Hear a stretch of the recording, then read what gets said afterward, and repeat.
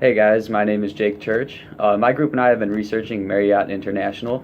They are a global hotel chain that operates in over 125 different countries around the world, and they own over 6,500 different lodgings.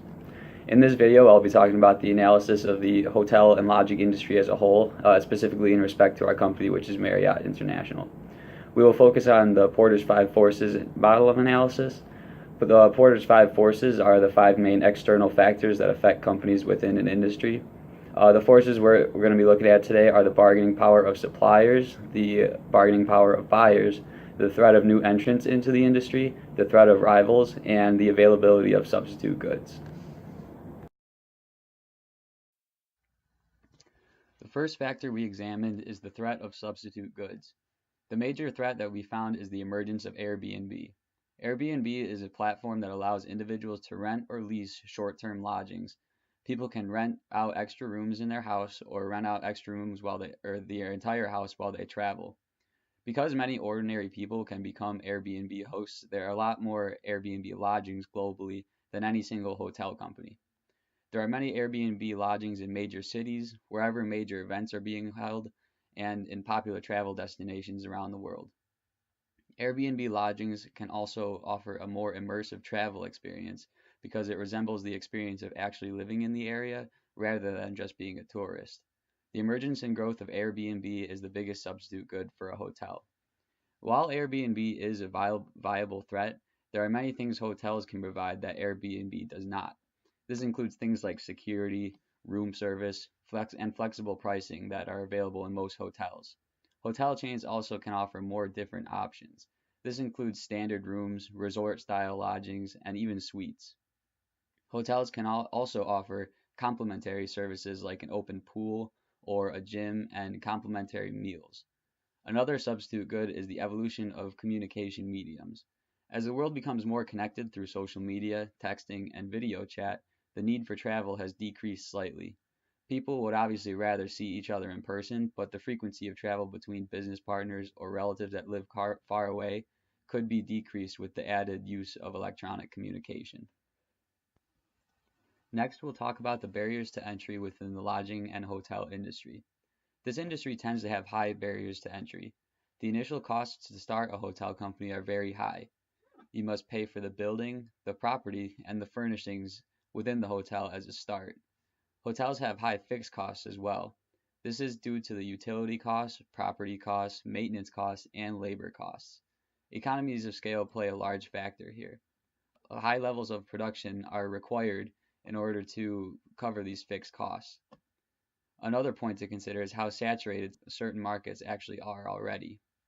In any popular travel destination, near highway exits, and in any major city, there will already be a large amount of lodgings nearby.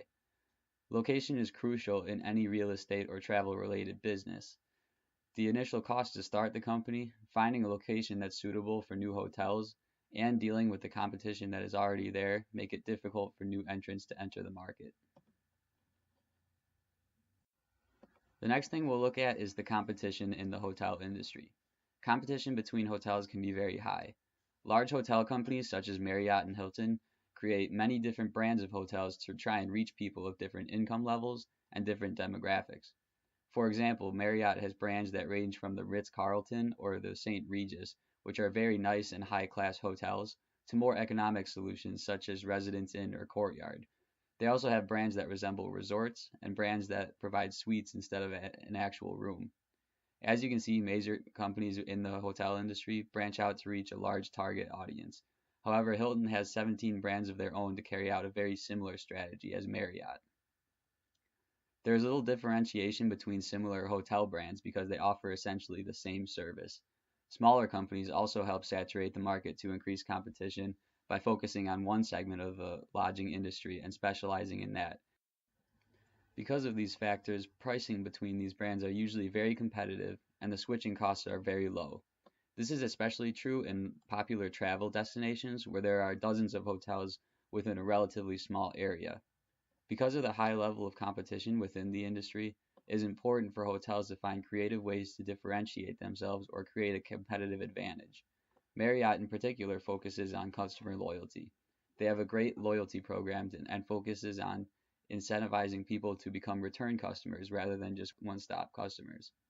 Customer service can be a great differentiator as well.